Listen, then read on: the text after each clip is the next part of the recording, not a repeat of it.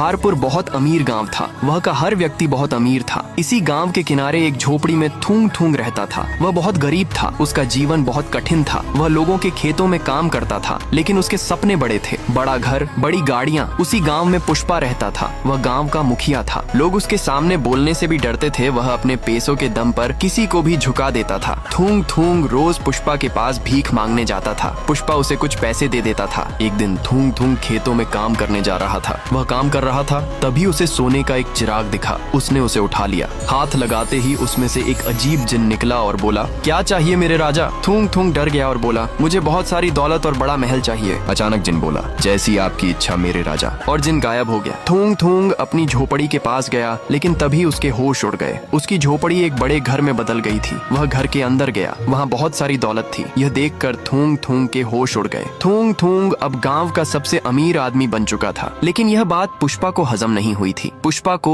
उसके ऊपर शक हुआ था। थूंग थूंग बहुत खुश था। उसके पास सब कुछ था। लोग उसकी इज्जत करते थे। लेकिन एक शाम वह अपने घर से बाहर निकला। उसके घर के बाहर उड़ने वाली जादुई कालीन थी। उस शाम वह कालीन से आसमान में उड़ने लगा। तभी पुष्पा उसे देख लेता है। पुष्पा बोलता है, अच्छा तो ये राज है। पुष्पा को समझ आ जाता है कि थूंग थूंग के पास वह चिराग है। पुष्पा कहीं सालों से वही चिराग और कालीन ढूंढ रहा था। वह कई बार उस गुफा के पास भी गया और तांत्रिक के पास भी गया, लेकिन उसे वह चिराग नहीं मिला। उस शाम पुष्पा का लालच बढ़ जाता है। वह ठान लेता है कि वह थूंग थूंग से वह चिराग चुरा कर रहेगा।